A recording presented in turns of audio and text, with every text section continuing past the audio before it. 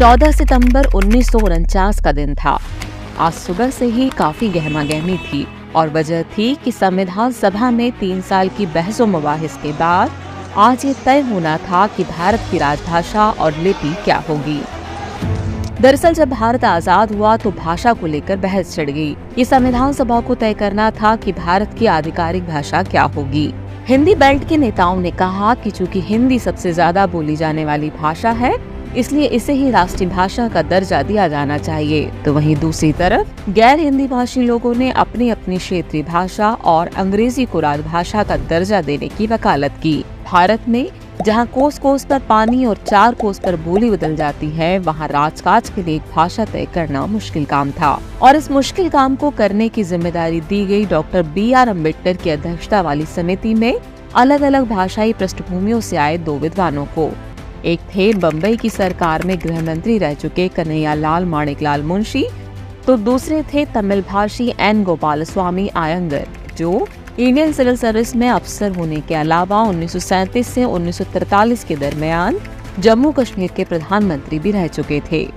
इनकी अगुवाई में भारत की राष्ट्रभाषा को तय किए जाने के मुद्दे पर हिंदी के पक्ष और विपक्ष में 3 साल तक गहन वाद विवाद चला और आखिरकार मुंशी आयंगर फार्मूला कहे जाने वाले समझौते पर मोहर लगी और 14 सितंबर 1949 को भारतीय संविधान के अनुच्छेद 343 से अनुच्छेद 351 के रूप में जो कानून बना, उसमें हिंदी को राष्ट्रभाषा नहीं राजभाषा का दर्जा दिया गया।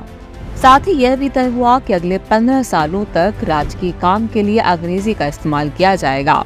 इसमें यह बात अंडरस्टूड थी कि इन सालों में धीरे धीरे अंग्रेजी को फेज आउट कर हिंदी को एकमात्र आधिकारिक भाषा के रूप में इस्तेमाल किया जाने लगेगा। लेकिन जब 15 साल पूरे होने को आए तो 1963 में अंग्रेजी को हटाने की मांग दोबारा जोर पकड़ने लगी।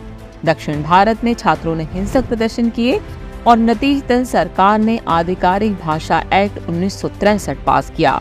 इसमें अंग्रेजी को राजकीय भाषा के रूप में बरकरार रखने की बात की गई, लेकिन साथ ही हिंदी को बढ़ावा देने पर भी जोर दिया गया।